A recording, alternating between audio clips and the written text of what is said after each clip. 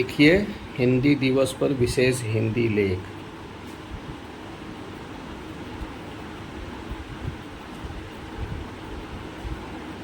शिव शक्ति आदित्य विक्रम प्रज्ञान गगनयान व्योम मित्र, क्या आपने इन नामों पर ध्यान दिया है?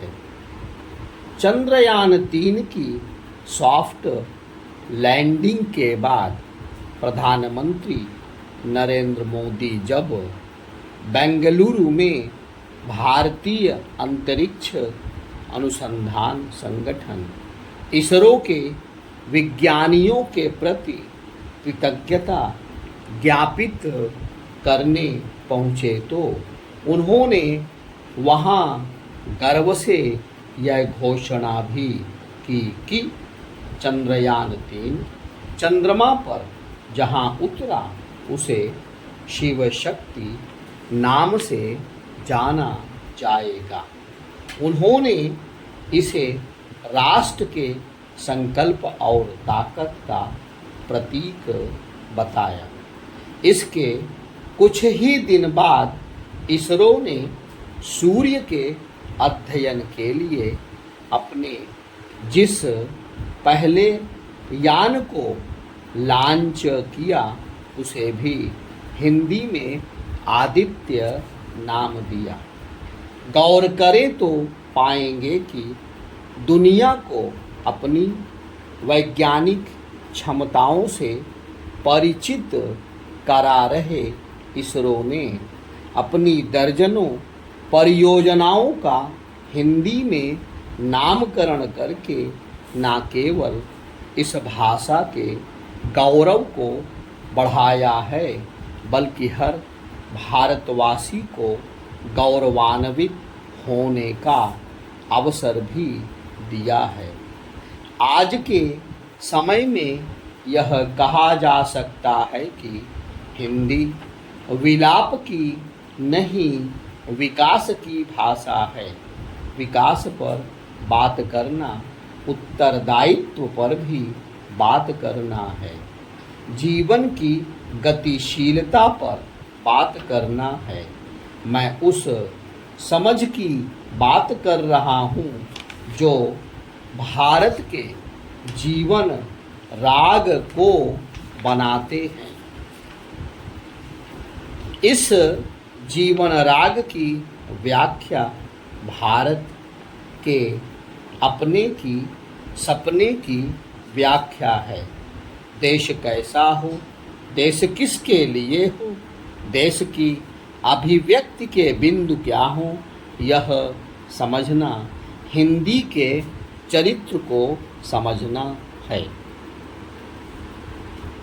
देश की स्वाधीनता के आंदोलन की चेतना को अभिव्यक्त करने के लिए आई भाषाई जरूरत का उत्तर थी हिंदी। हिंदी को राष्ट्रभाषा बनाने की जरूरत पर जिन लोगों ने बल दिया वे सभी अहिंदी भाषी थे। महात्मा गांधी, सुभाष चंद्र बोस, चक्रवर्ती राजगोपालाचारी आदि किसी की मातृभाषा हिंदी नहीं थी, किंतु सभी ने हिंदी को महत्वपूर्ण माना। स्वतंत्रता आंदोलन में जिन लोगों ने हिंदी पर बातचीत की और जिन लोगों ने हिंदी की वकालत की उनमें से अधिकतर लोगों की मातृभाषा हिंदी नहीं थी। मोहनदास करमचंद गांधी काठियावाड़ से थे और उनकी मातृभाषा गुजराती थी। सरदार वल्लभ भाई पटेल भी गुजराती मातृभाषी थे। यह जो पूरा का पूरा परिप्रेक्ष्य है यह उस सातत्यता में है जो सातत्यता इस देश को भाषाई सातत्यता के रूप में मिली। वर्ष 1757 में प्लासी के युद्ध के बाद बक्सर का युद्ध हुआ। फिर इस देश में मुगलिया सल्तनत का पतन और अंग्रेजों का आगमन हुआ।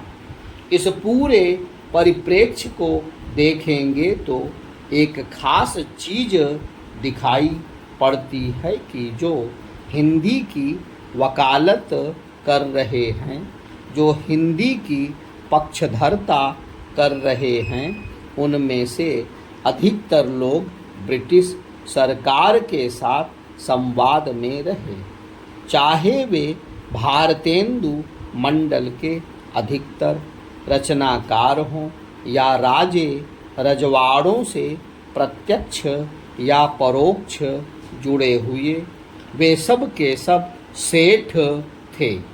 यह मैं आपको इसलिए बता रहा हूँ कि स्वतंत्रता आंदोलन के प्रारंभिक वर्षों में जिन महानुभावों ने हिंदी की पक्षधरता की, वह किसी लाभ के लिए नहीं था, वह विकल्पहीनता में किया गया चयन भी नहीं था, वह सायास चयन था। इस सायास चयन का तर्क था कि यह देश हमारा है, हमारी भाषा में ही चलेगा। 20वीं शताब्दी के 6वें दशक के बाद हिंदी की दुनिया द्वंद्वात्मकता, सर्वहारा उजुर्वा से बनी हुई थी। वे तो भला हो मिखाइल गोर्बाचोव का ग्लासनोत्स और पेरेस्ट्रोइका का एक झटके में खेल बदल दिया। नई दुनिया burner brothers, Rupert Murdoch, Steve jobs, Bill Gates और एलन मस्क की है। दुनिया के बड़े खेल नैस्डैक, डाउ जोन्स और रिक्वेई में हो रहे हैं। व्याख्या की घोषित शब्दावली और शर्तें बदल गई हैं।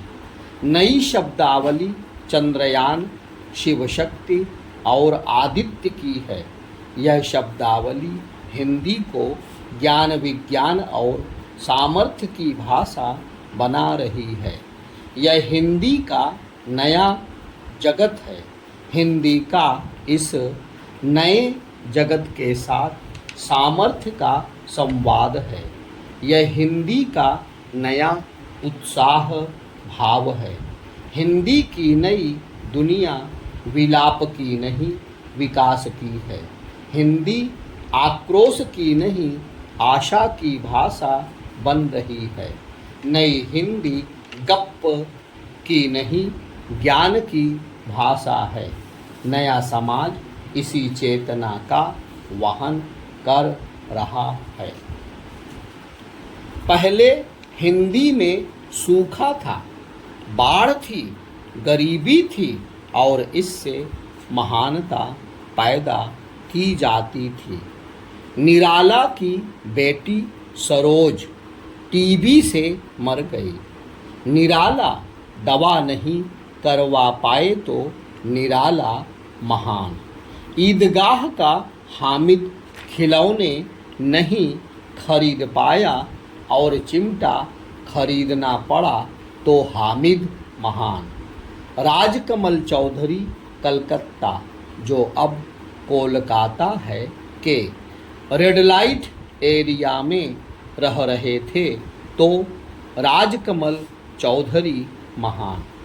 नए यथार्थ ने कहा कि यह सब बोरिंग और डिप्रेसिंग नहीं चलेगा, मसाला मिलाओ, जिंदगी जायकेदार चाहिए। अब मिर्ज़ापुर है, मासाबा है, लास्ट स्टोरीज है। सब कुछ नशीला है जहाँ जिंदगी एक धाएं और धुआं है। अमरता की कोई इच्छा ना है ना तर्क। अब कुछ भी बराबर के लिए नहीं है, ना साहित्य ना रिश्ते ना जीवन। अब जो दिखेगा वही बिकेगा। यह लाइफ कंडीशन है, इसका कोई विकल्प नहीं है। आपको इसी में जीना है। यह आग का दरिया है और डूब कर जाना है। इसके खिलाफ आप हो ही नहीं सकते, इसका कोई विकल्प नहीं है। आपके संबंध, आपकी रचनात्मकता, सब कुछ इन्हीं माध्यमों पर निर्भर है। हिंदी के वेतनभोगी, चापलूस और षड्यंत्री आचार्यों को ये बाजार परेशान कर रहा है। घर में अमेरिका है और हिंदी के विभागों के पाठ्यक्रम में क्रांति। ढोंग हिंदी के आधुनिक साहित्य का स्थायी भाव है। हिंदी के विभाग और गुरुजी लोग इस यथार्थ का सामना करने में असमर्थ हैं। अब तक पढ़ते आ रहे हैं लेखक का आशय क्या है, जबकि प्रश्न यह है कि इसमें मेरा अर्थ कहाँ है। प्रतिनिधित्व का संकट है, रचना में अनुभव का झूठ समा गया है। यह विवेक का भी संकट है। हिंदी का एक बड़ा समुदाय नए और सच्चे अनुभवों को आने से रोक रहा है। यह ना बदलने की प्रवृत्ति हिंदी के लेखकों को प्रतिक्रियावादी बना रही है।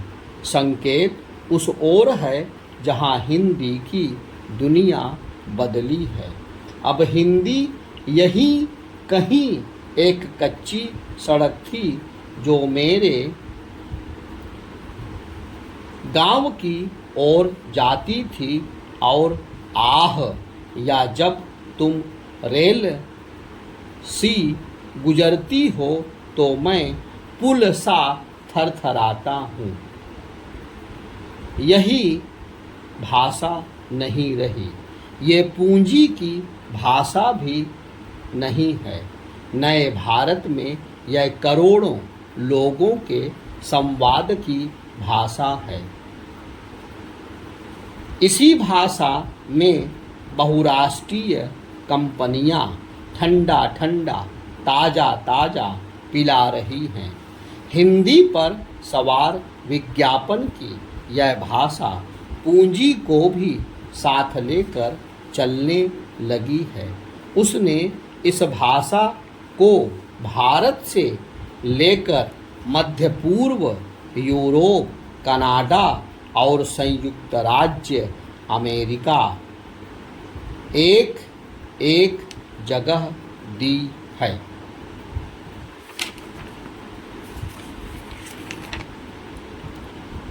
अभिव्यक्त करने वाली भाषा हिंदी बन गई है। यह हिंदी की नई दुनिया है। अब यह सरकारी बाबुओं, गरीबों और सरकारी स्कूलों के झोला छाप विद्यार्थियों की ही भाषा नहीं रही। अब इसमें तमाम रंग और स्वर आए हैं जो आकर्षक हैं और भविष्योन्मुखी भी। इन तमाम रंगों और स्वरों के साथ संवाद करना हिंदी की ताकत के साथ संवाद करना है। लोहिया और दीनदयाल उपाध्याय दोनों के भावबोध को जिस हिंदी में अभिव्यक्त किया जाएगा, वही हिंदी इस देश के साथ संवाद की भाषा होगी। हिंदी का सौभाग्य है कि वह गली मुहल्लों की भाषा है। हिंदी का सौभाग्य है कि वह नागरी, वह बाजार की भाषा है। इसलिए हिंदी बची रही तो इस देश के स्वप्न बचे रहेंगे, सांस्कृतिक सातत्यता बची रहेगी, गरीब आदमी के लिए सपना बचा रहेगा, गरीबों को माननीय होने के लिए जगह बची रहेगी, दर्जियों के बेटों के लिए दारोगा होने के अवसर बचे रहेंगे। हिंदी गई तो एक सबल और सामर्थ्य समाज का सपना भी गया। यह सपना बचाना है, इसे बड़ा करना है। इसी सपने से चंद्रयान, शिव शक्ति और आदित्य बनते हैं। इस सपने की हद और जद में भारत के सबल होने का सपना समाहित